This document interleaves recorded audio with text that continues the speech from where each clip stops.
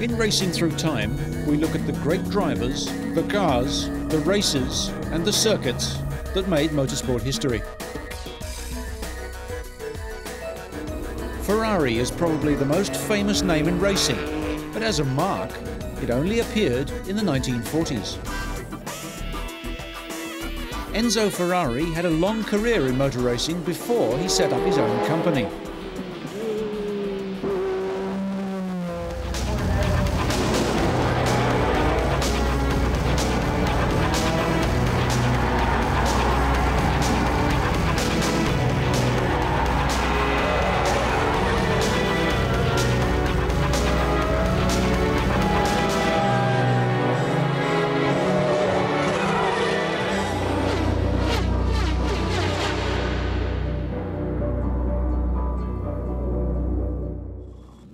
Enzo Ferrari's history goes back to his association with Alfa Romeo when he ran their racing team in the 1930s. Post-war, the ambitious Enzo wanted to create his own racing cars, and he financed this by building expensive sports cars. Success in both areas led to the growth of the company that has been an integral part of racing for over 50 years. Ferrari remains the crowd favourite, and their appeal is worldwide. Ferrari has won more Formula One races and had more world champions than any other team. They are also the only team that has competed in each year since the World Championship started in 1950. On Racing Through Time, we look at famous moments from Ferrari's racing history.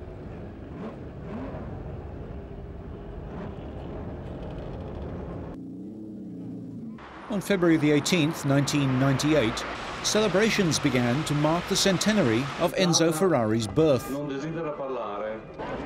He was born on the outskirts of the northern Italian town of Modena. 100 years later, a statue commemorating his career and life in racing was unveiled. Enzo Ferrari wasn't an engineer, a designer, or a famous driver. His skill was administration and making sure he had the best talent available for his racing team. The production sports car business grew out of the racing success. I think the city of Modena finally recognized their #1 citizen in the best possible way with a monument which will be there forever. Enzo Ferrari's early life was spent around cars because his father ran a metal and motor repair shop. Watching the famous drivers of the day, Lancia and Nazzaro, race, fired young Ferrari's ambition to become a racing driver. His First World War army service was spent shoeing mules, and he was invalided out of the army due to ill health, and difficult times followed. Short of money and out of work, he joined the CMN company, driving cars in the factory, which in turn led to racing. He then moved to Alfa Romeo as a driver and became a noted performer. In 1920, he was second in the Targa Florio, and his best result was winning the Coppa Acerba at Pescara in 1924. However, his managerial skills were taking over, and by 1929, Ferrari wanted to control his own destiny. With the help of the Caniano brothers, Augusto and Alfredo, heirs to a textile fortune, he formed Scuderia Ferrari. Alfa Romeo agreed that Ferrari should run their racing team under the Scuderia Ferrari banner. The Scuderia's main task was to assist wealthy Alfa Romeo customers with their racing by providing delivery and mechanical support in a turn-up-and-drive operation. He signed professionals like Campari and Nuvolari to join the amateur drivers, and in his first year, Scuderia Ferrari could boast 50 full and part-time drivers. Everything went well until 1933, when Alfa Romeo was nationalised by the Italian government, and the works announced that it was withdrawing from motor racing. The Scuderia was a more autonomous organisation than just running the factory cars. The prancing horse on the Scuderia badge replaced the four-leaf clover quadrifoglio emblem of the official Alfa Romeo team cars. The withdrawal by Alfa led to the retirement of the P3, and Ferrari had to make do with the earlier sports Monza. With opposition from Bugatti and Maserati and their new 8cm 3000, Ferrari had a much tougher time in 1933. With the Monza Alfa suffering reliability problems, Italian ace Tazio Nuvolari moved to the Maserati team during 1933. Ferrari cultivated trade support from Pirelli, Bosch and Shell. Pirelli convinced Alfa to supply Ferrari with 6 P3s and the services of engineer Luigi Bazzi and test driver Attilio Marioni. The Scuderia was now, in effect, Alfa Romeo's racing department, but during the mid-1930s they were unable to compete with the Mercedes-Benz and Auto Union onslaught. In 1937, Ferrari suggested to Alfa that they build 1.5-litre Voiturette-class cars, but what he got was Alfa Romeo's decision to bring the racing effort back in-house. The responsibility for running the works cars was taken away from Ferrari, and now was the responsibility of chief engineer Wilfried Rickard, who Ferrari didn't get on with, so he left. As part of his severance agreement, Enzo Ferrari couldn't compete against Alfa Romeo for 4 years. Ferrari started a new company called Auto Avio Costruzioni, SPA, which produced machine parts and, quietly, some racing cars. After the Second World War, Enzo Ferrari was ready to start again, building sports cars under his own name at Maranello, where the factory remains to this day. This is the oldest surviving Ferrari, a 166, chassis number 002. The cycle rings could be taken off for racing. The first success was in Rome in May 1947. Cortese sulla nuova Ferrari 125 è scattato in testa. Barbieri su Maserati, tenace inseguitore, premiato con uno splendido secondo. These early Ferraris were built around a Colombo-designed V12 engine in capacities from 1.5 to 2.5 litres.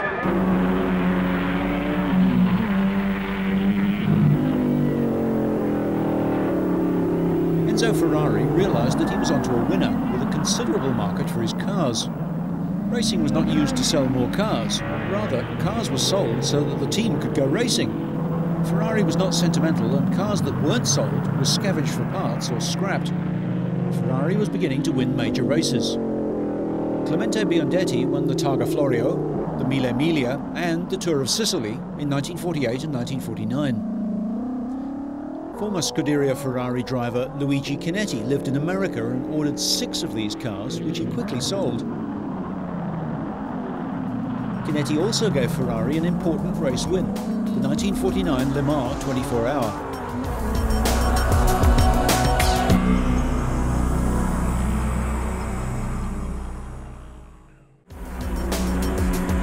Ferrari always had Grand Prix motor racing uppermost in his mind. In 1949, he attempted to challenge his former employers, Alfa Romeo, with the 1.5-litre supercharged car, the 125. Single-stage supercharging was tried first, and then 2-stage supercharging. The chassis was lengthened to improve the road holding. The 125 was competitive in races that Alfa Romeo didn't enter. Alberto Ascari won the International Trophy at Silverstone and the Swiss and Italian Grand Prix, while Luigi Villoresi won the Dutch Grand Prix. By 1950, Ferrari realised that a 4.5-litre unsupercharged engine was the better option. The 125s were left in the hands of private owners, notably Britain's Peter Whitehead, Brazil's Chico Landi and France's Raymond Sommer. The new car was to be built from scratch, driven by Alberto Ascari and Luigi Villoresi. Ferrari employed Aurelio Lampredi as designer and development engineer, basing his ideas on Colombo's principles. The chassis was similar, and the 1.5-litre V12 could easily be replaced by the 4.5-litre. The 4.5 had a chain-driven single-overhead camshaft, 24-valve, 60-degree engine. The chassis was also used in Formula 2 with the old V12 engine until a new 2-litre 4-cylinder was ready. Originally, the 375 was 3.3 litres. It was increased to 4.1 and then 4.5 litres. The claimed power output was 380 brake horsepower. The 375 was slightly slower than the all-conquering Alfas, but the speed deficit could be overcome with Ferrari's lower fuel consumption and fewer pit stops. In 1950, the Grand Prix scene was revitalised by the news that Alfa Romeo had decided to make a comeback for the new World Championship with a car that Enzo Ferrari had initiated. This led to a battle royale between the two Italian marques, Alfa Romeo and newcomers Ferrari. It started with the Grand Prix d'Europe at Silverstone, the name replacing the British Grand Prix as it does whenever the name Grand Prix d'Europe is held. The Alfa Romeos in first, second, third and fourth positions on the grid. Fangio was to retire with engine trouble, leaving Farina to win from the veteran Fagioli and a delighted Reg Parnell, and the Ferraris just off the pace.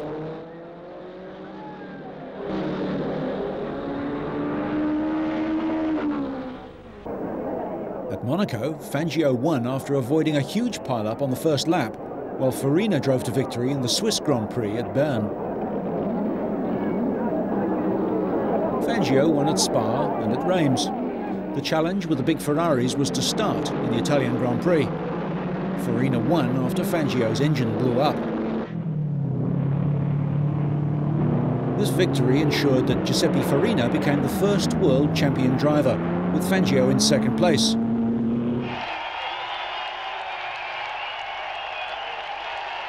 Ferrari continued to develop the 375, and they won the Peñarín Grand Prix at Barcelona, the final race of the year, where Alfa Romeo didn't enter. The order: Ascari, Serafini and Taruffi after Reg Parnell and Peter Walker had retired the BRMs in their Grand Prix debut. Ascari finished the season in 5th place. In 1951, Argentinian Froilan Gonzalez joined Ferrari. Fellow countryman Fangio won a rain-affected race at Bern, with Alfa Romeo test driver Consalvo Sanisi in 2nd place and Farina 3rd. Spa was won by Farina after Fangio was delayed by a jammed wheel spline. Ascari and Villarace were placed 2nd and 3rd for Ferrari, only a short distance behind. Alfa again won at Reims. But at the British Grand Prix, it finally happened, a Ferrari beating the Alfas. To the cheers of the crowd, the portly Pampas Bull, as Gonzalez was known, took the lead, and from that moment it was Gonzalez all the way. Fangio was 2nd, and Villarace and another Ferrari was 3rd. At the Nürburgring, Ascari took the battle to Alfa Romeo, and even with an unexpected stop for tyres, still won, with Fangio 2nd and Gonzalez 3rd. The Italian Grand Prix saw 4 Alfas lining up to meet 4 Ferraris. In a race of fluctuating fortune, the reliability of Ascari's Ferrari won the day. Gonzalez was 2nd and Farina 3rd. He'd been delayed by a slow Alfa pit stop and a leaking fuel tank. Fangio led Ascari by just 2 points in the World Championship as they went to the Spanish Grand Prix. The championship would be decided there. The Ferrari team decided to change their wheel size at the last moment for this race. It proved to be a great mistake, as all of their cars suffered from thrown tyre treads. It left Fangio in the lead, and he held on to win the race and the championship. Alfa Romeo now withdrew from racing, as they didn't wish to develop a new car for the Formula. 1952 saw the 4.5-litre Ferrari the only really competitive car available for Grand Prix racing, so the championship was run to Formula 2 regulations. Lampredi had designed the new 2-litre 4-cylinder unit for Formula 2, using 2 plugs per cylinder and 2 dual-throat Weber carburetors. This was installed in a Formula 2 chassis with a new de Dion rear suspension. Ascari was in complete control with his Ferrari 500 all season, helped by the fact that Fangio was injured in a serious accident during the Monza Grand Prix in his Maserati and was out of action for the rest of the year. Piero Taruffi won the first race of the year, the Swiss Grand Prix, for Ferrari, with Ascari winning the British, French, Dutch, Belgian and the Italian races, and the World Championship in the process. 1953 and the Argentinian Grand Prix counted for the championship for the first time.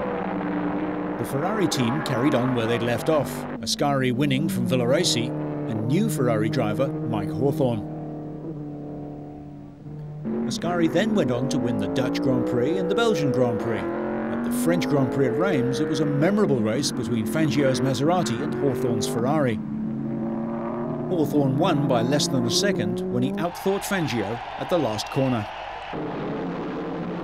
Ascari led the British Grand Prix from start to finish. Fangio was 2nd. Ascari failed to finish the German Grand Prix after a loose wheel and blowing up Villarace's car. Farina won that race for Ferrari. The Italian Grand Prix was a repeat of Reims, with a close struggle between Ferrari and Maserati. Ascari and Farina with the Ferraris, and Fangio and Marimon in the Maseratis. On the last corner, Ascari spun. Farina was forced onto the grass, and Fangio went through to win.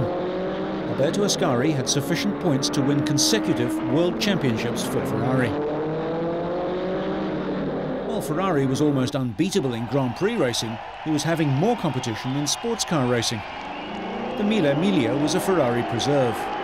Gianni Mazzotto won in 1950, Villarace in 51 and Bracco in 52. And the 1953 race resulted in a narrow win for Mazzotto, who held off Fangio with a Disco Volante Alfa Romeo to win.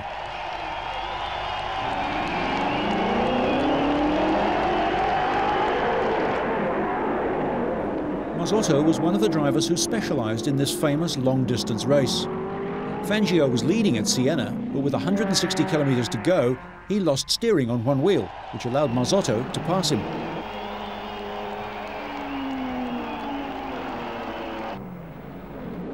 Meanwhile at Le Mans, Ferrari was having much more trouble. The new Jaguar team and the French Talbots were the cause of it. Talbot beat them in 1950, and Jaguar, intent upon winning the French Classic, won in 1951. When Mercedes came back, they won in 52, but Jaguar were back again to win in 1953, with Ferrari foiled again. 1954 saw the introduction of the powerful 4.9-litre V12 Ferrari, with the lead car driven by Froilan Gonzalez and Maurice Trintignant. This was taking on the streamlined Jaguar D-Type with its smaller 3.4-litre dry-sumped straight six and disc brakes. Moss outbraked himself in an effort to stay with the Ferrari. The Jaguar had the braking and the road holding, while the Ferrari had the straight-line speed. Throughout the entire race, the battle was between Jaguar and Ferrari.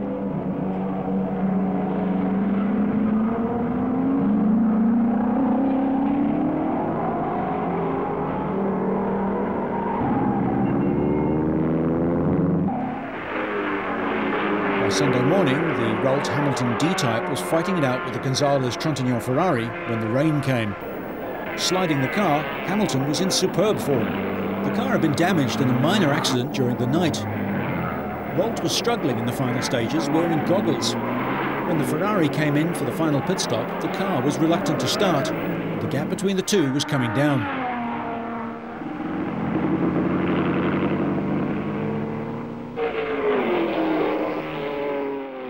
Consternation in the Ferrari pit, but Jaguar too were under pressure.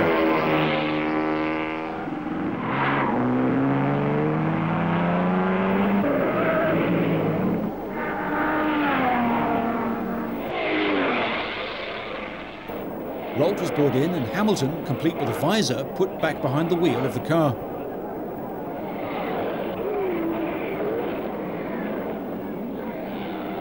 Froilan Gonzalez set out in the Ferrari, knowing that he had to maintain a steady pace until the end of the 24 hours. That he managed to do so was a remarkable feat of control in a car that wasn't as drivable as the D-Type.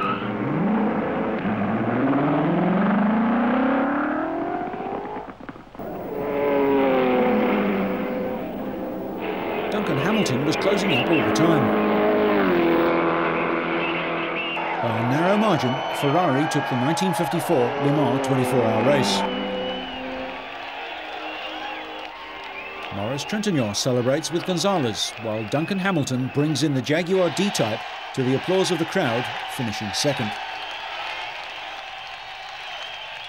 1954 saw the introduction of the 2.5-litre formula for Grand Prix racing.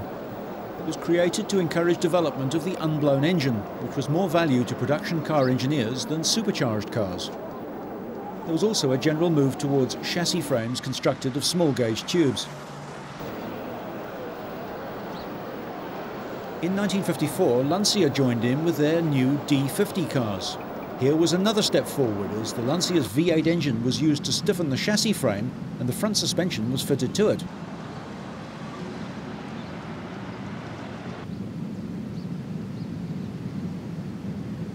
Ferrari started the season with the Tipo 625 engine squeezed into a 500 chassis. Later they fitted a 2.49-litre four-cylinder engine in the bulbous Squalo or Shark model. Fuel was carried in side tanks to assist the low polo moment of inertia. The result, however, was a difficult car to drive.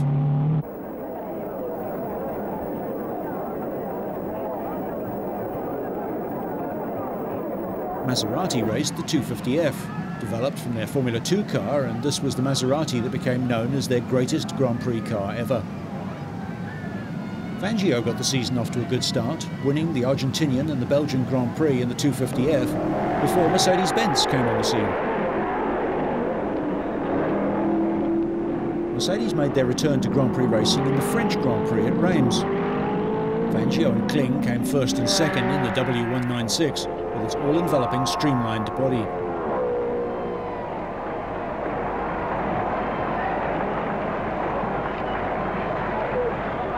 Mercedes didn't dominate the British Grand Prix, however.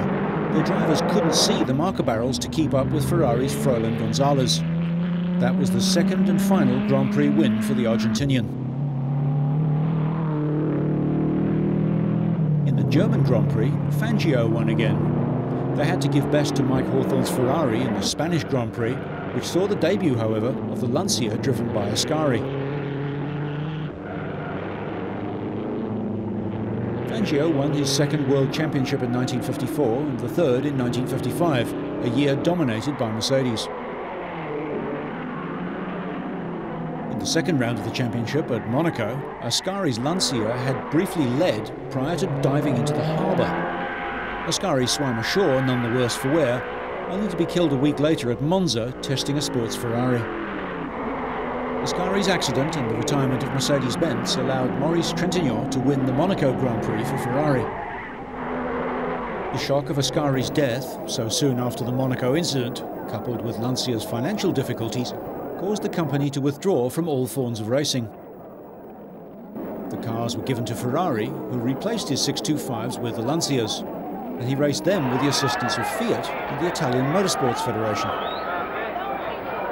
With the withdrawal of Mercedes-Benz at the end of 1955, Fangio joined Ferrari, driving alongside Luigi Musso, Eugenio Castellotti, and a new driver, the Englishman Peter Collins. At Monaco, Moss, now leading the Maserati team, beat Fangio in a no-holds-barred contest. Fangio battered his own car into submission and took over Collins's car to finish second. Fangio won the Argentinian Grand Prix and Peter Collins the Belgian and French Grand Prix. Fangio returned to the winner's circle with victories in Britain and in Germany. Moss won the Italian Grand Prix for Maserati with Fangio second. He and Collins, by careful driving, managed to avoid trouble from inferior tyres. When Fangio's car broke its steering, Collins generously handed over his car to the team leader, gifting the World Championship to Fangio as well. The fourth World Championship to Fangio and the third to Ferrari. 1957 was to see the emergence of the British as front-runners in Grand Prix racing. Tony van der Velde's investment now paid off, and Van Wall won 3 races. Fangio was now back in a 250F Maserati, his time at Ferrari not being a happy experience despite the world title. The Argentinian claimed he wasn't getting the best cars. He won the Argentinian Grand Prix again and at Monaco after a crash which eliminated Moss, Collins and Hawthorne. Fangio triumphed at Rouen. He then went on to win the race of his life, the German Grand Prix at Nürburgring. Catching the Ferraris of Hawthorne and Collins after his Maserati had been refueled, he set lap record after lap record. 2 more second places at Monza and Pescara saw Fangio win his 5th World Championship, a record only matched 40 years later by current Ferrari driver Michael Schumacher.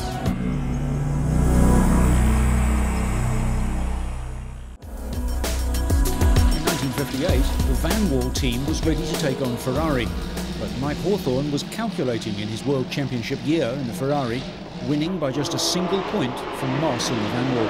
Ferrari introduced the famous Dino Ferrari with its V6 engine, named after Ferrari's son Dino, who who had helped design it prior to his untimely death from a wasting illness.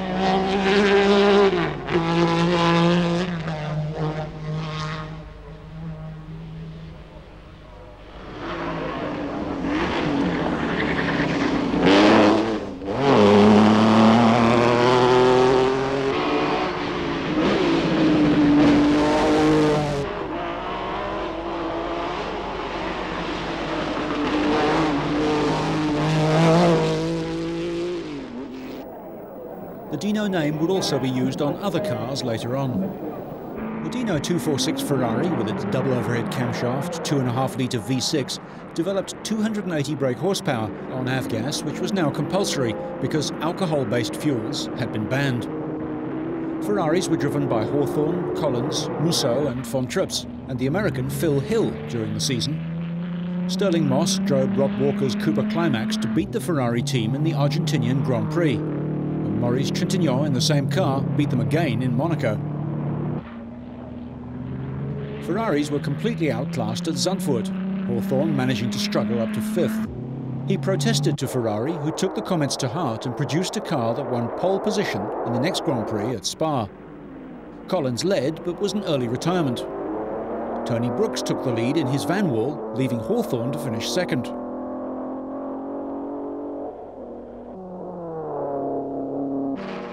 Hawthorne went on to win the French Grand Prix at Reims, which he dominated from the start. Unfortunately, Luigi Musso crashed his Ferrari and died from his injuries. At Silverstone in the British Grand Prix, Peter Collins pulled away from everyone at the start and won with ease, with Hawthorne in second place after Moss had retired.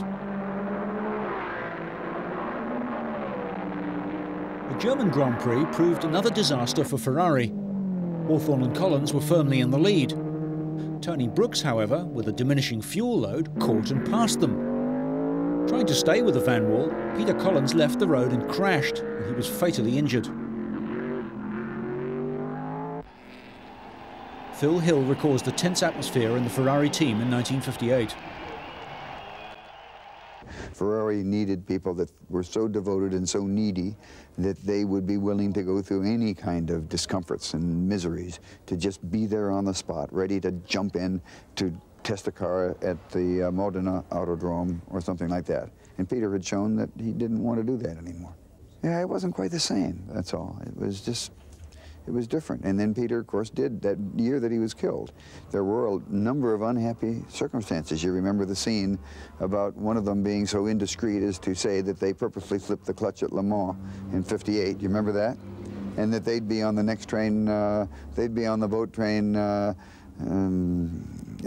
10:40 or something like that, and somebody heard it and told Tavoni, and it just turned into a terrible thing. In fact, Peter was penalized for that, by being made to drive a Formula 2 car somewhere or something like that. Am I remembering it right?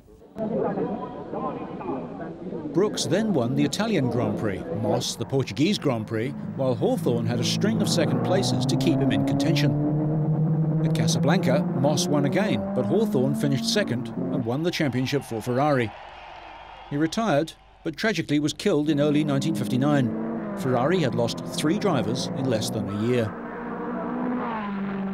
1959 was a year of change.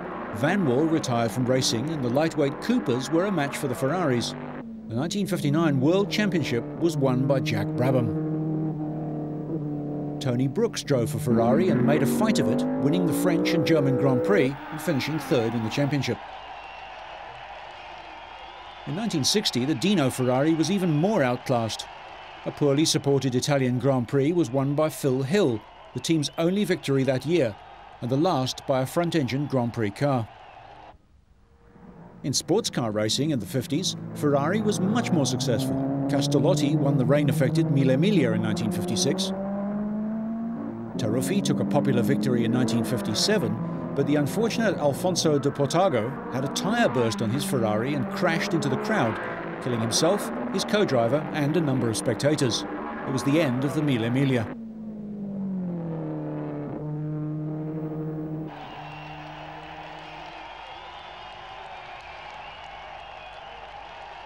In 1958, Ferrari introduced the new 3-litre V12 Testarossa sports car, so named for the red cam covers used on the passion-inspiring gem of an engine.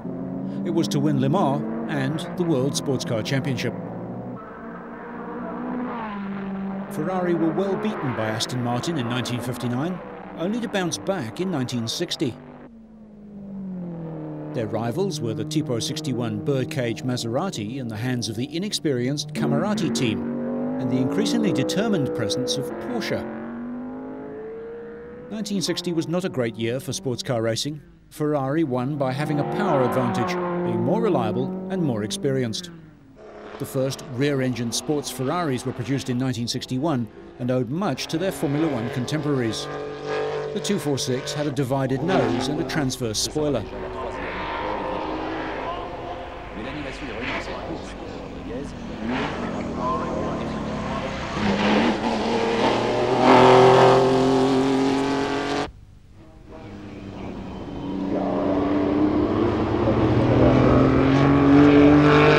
Its only 1961 success was the Targa Florio. The trusty old Testarossas were to triumph at Le Mans. The rear-engine revolution at Ferrari introduced many different models, beginning with the 250p.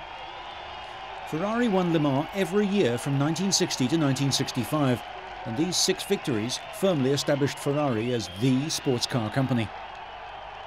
Ferrari also dominated the new GT category for road-going sports cars. Firstly, the GT 250, driven to numerous victories by Stirling Moss. One of the most evocative Ferrari designs, the GTO, followed. These cars, the most sought after and valuable of all Ferraris, were immensely successful. The GTO was followed by the GTO 275. Although the 1960 Grand Prix season was not a great success for Ferrari, they developed a new car for the start of the 1.5-litre Formula, which started in 1961. The 156 was a conventional space frame with wishbone coil spring independent suspension at the front and rear. It was identified by the famous shark nose. First introduced was a 65-degree V6 developing 180 brake horsepower. Later, a wide-angle 120-degree V6 developed 190.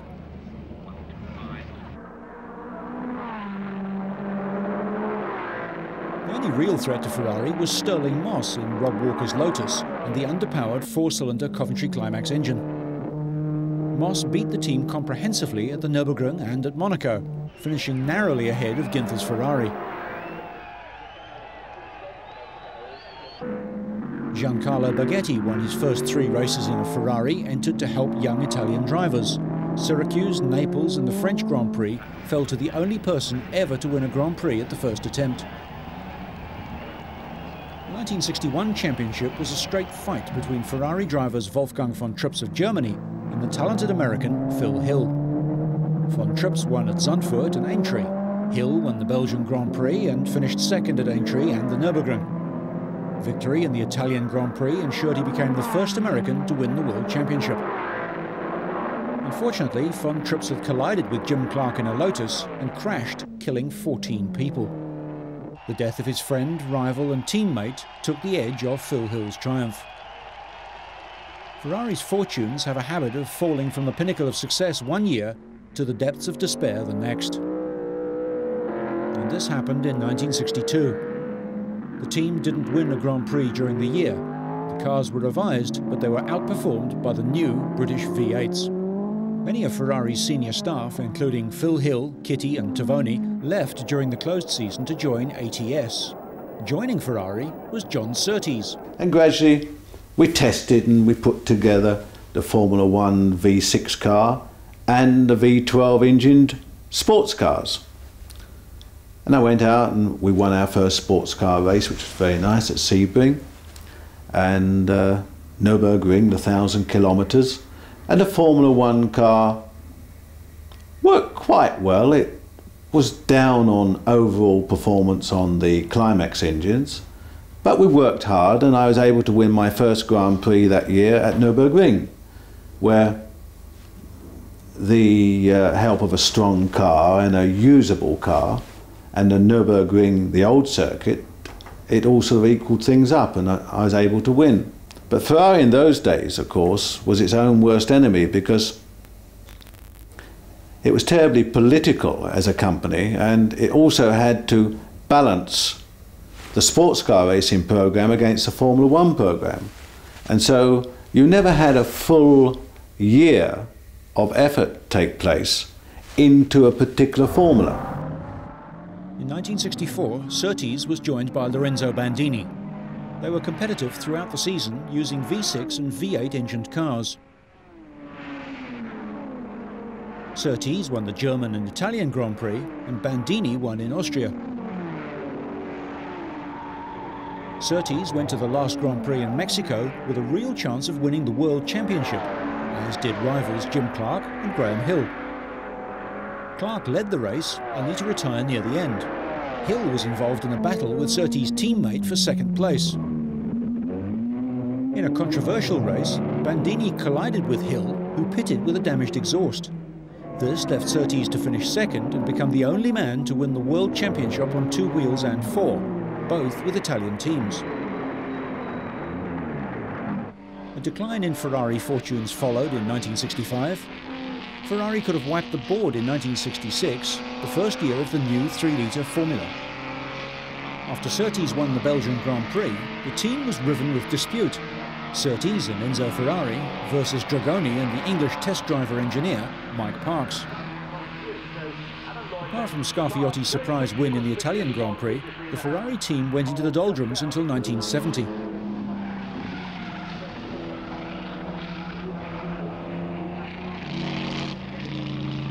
In sports car racing, Ferrari suffered at the hands of Carroll Shelby's Ford GT project, which trounced his cars at Le Mans in 1966 and 67. Shelby recalls how Ford's involvement began. Henry Ford telling them that he wanted to win Le Mans. And when Henry Ford passed that word around at Ford, it was God talking. And they panicked. They went over and tried to buy Ferrari, and in a typical manner that the bureaucracy of a large corporation goes over and tries to bowl over a little guy, they found out they were dealing with a tough old son of a bitch that they weren't going to push around. So he told them to buzz off. Enzo Ferrari withdrew from sports car racing in 1968.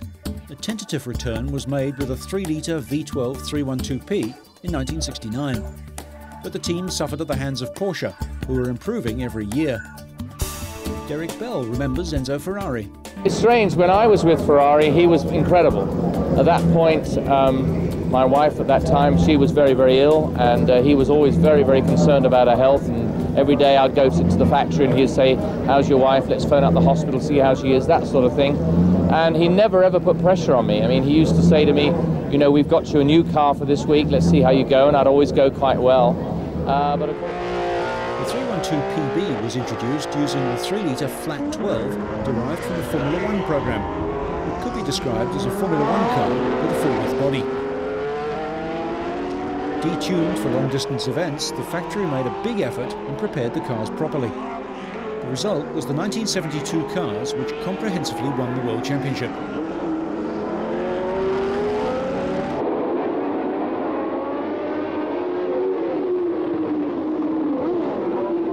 Brian Redman was a noted sports car driver, but had a limited Formula One career. He explains why. They were really terrific, and in fact I drove for Ferrari for 2 years and for Porsche for 2 years, so but somehow those 69 and 70 in the Porsche, which was the first time they'd won the World Championship, somehow seemed a bigger thing than when I drove for Ferrari, who also won the World Championship in 1972, and then I drove again in 73. And in both cases the teams were terrific. We had none of the famous Ferrari histrionics, the throwing and the yelling. We didn't have any of that. The team was run by the Swiss, Peter Shetty. It was superbly run.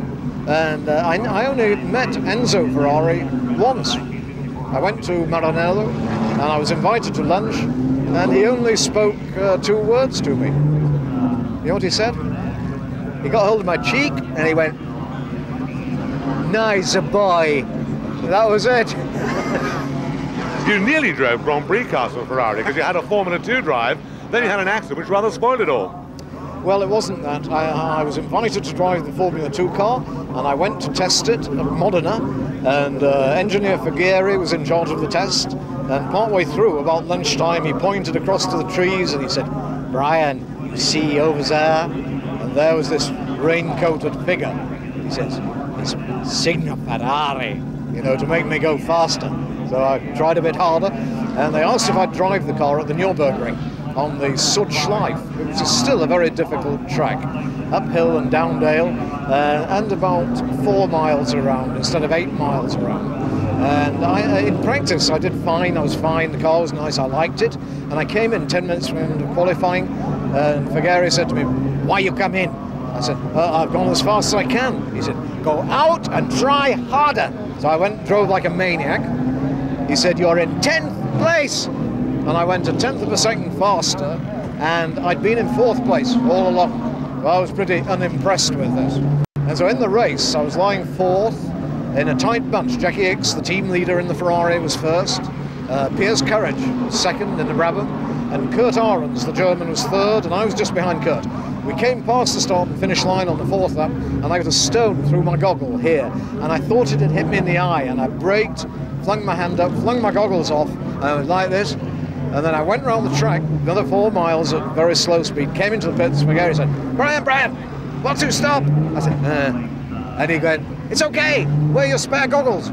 I said, "I don't have any." And he flung me Ix's spare goggles, which were dark green.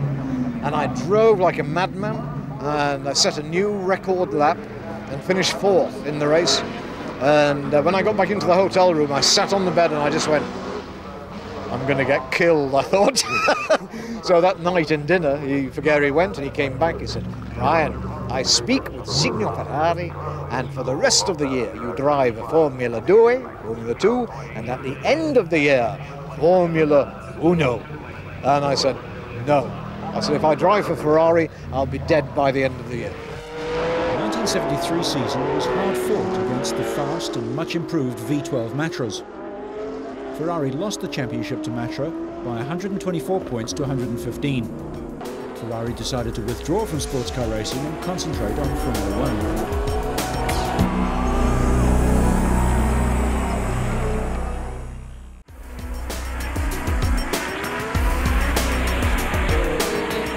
In 1970, Fiat, which had had a financial stake in Ferrari since 1956, applied pressure, which led to the much-needed financial support. Ferrari's chief engineer, Mario Frugeri, had made extensive modifications to the new 312B flat 12 engine. The early part of the season was dominated by Jochen Rindt and Jack Brabham, while Ferrari sorted out its lubrication problems.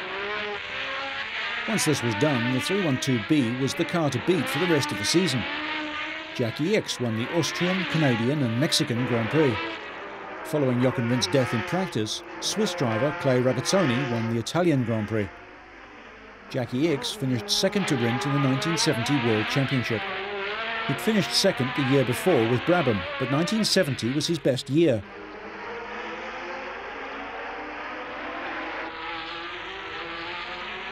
By this stage, Enzo Ferrari didn't go to race meetings, but usually appeared at Monza during practice. On race day, information was sent to him by team managers.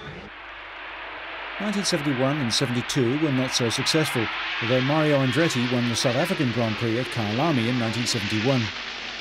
Jackie Hicks won the Dutch in 71 and the German Grand Prix in 1972.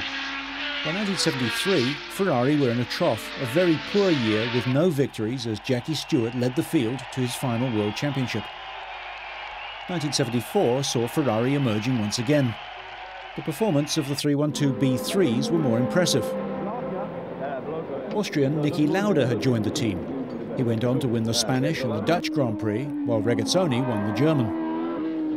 Ferrari's potential was shown in 1975. Lauda took the championship away from the Ford Cosworth cars for the first time since 1968.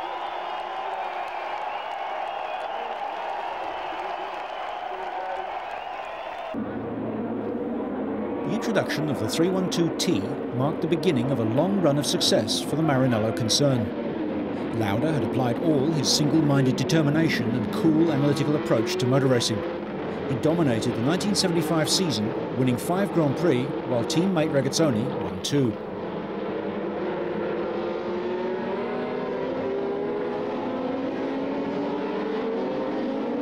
carried on the same way in the early part of 1976, winning 6 further Grand Prix, all the way until the German Grand Prix at the Nürburgring. Lauda, trying to catch up with the leaders, crashed in flames and was given the last rites. His life hung in the balance and his future looked bleak, but he was to return a biblical 40 days later at Monza. Ferrari withdrew from racing, but it was for a short time only.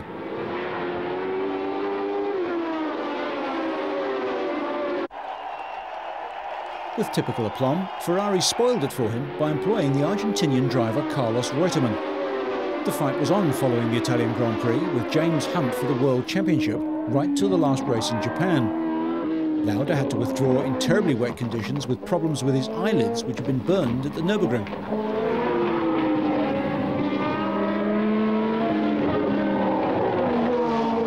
1977 didn't see a repeat of the drama of the previous year.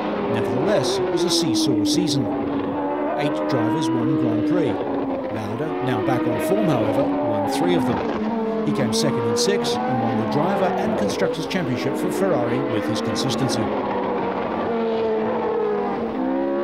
1978, a new Ferrari driver, Gilles Villeneuve, showed tremendous talent, winning his home race, the Canadian Grand Prix.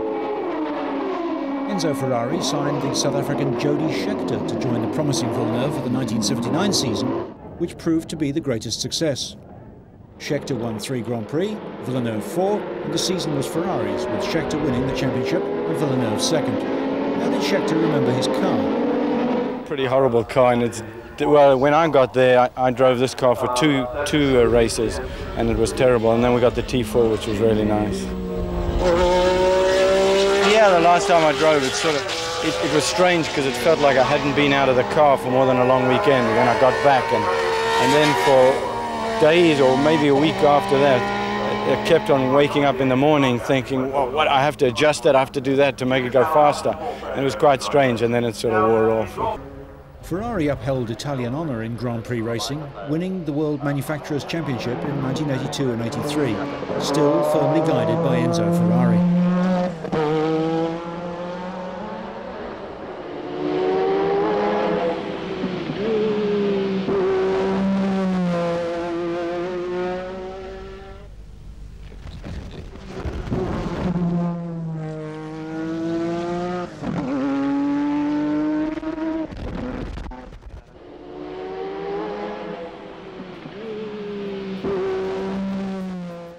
And what of Ferrari the man? In his later years, Enzo was surrounded by close confidants, but was lonely and isolated, grieving for the son who didn't live to take up the torch. At the same time, however, he could be very straightforward. His idea of a pleasant Sunday lunch was a British-style roast and a glass of his favourite whiskey in front of the television to watch motor racing. And what about that, you might say? It happens in thousands of homes.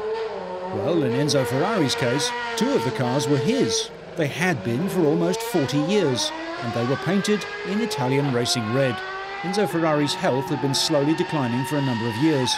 And finally, in 1988, the man, a real legend in his own lifetime, passed away aged 90. I was lucky enough to work with him for 4 years, very successful here in the 70s. And I'm sure that from the sky, at the moment today, he's very pleased of his factory, because Ferrari is living a very good moment in the road cars activity, and Ferrari is back again at the best level in Formula 1 too.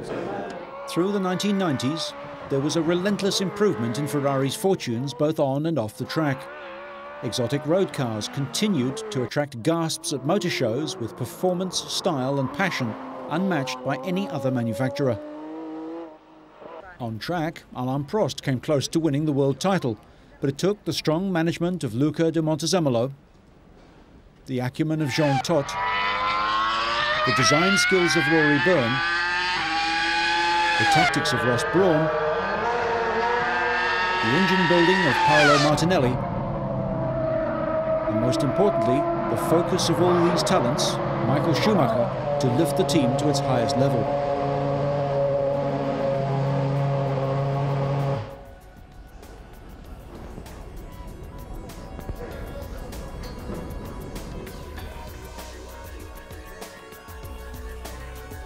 The passing of Fiat scion Gianni Agnelli, who looked on Ferrari as the jewel in the Fiat empire, may mean a new era.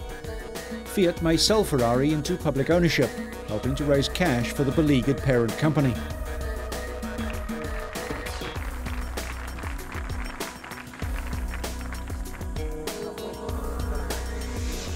Ferrari has avoided becoming just part of the Fiat empire. Because Ferrari's cars were identified with the one man more than any of the other sporting car builders, there's the feeling of entering a private or family club. Whatever happens, Ferrari's reputation and place in racing and sports car history remains unchallenged.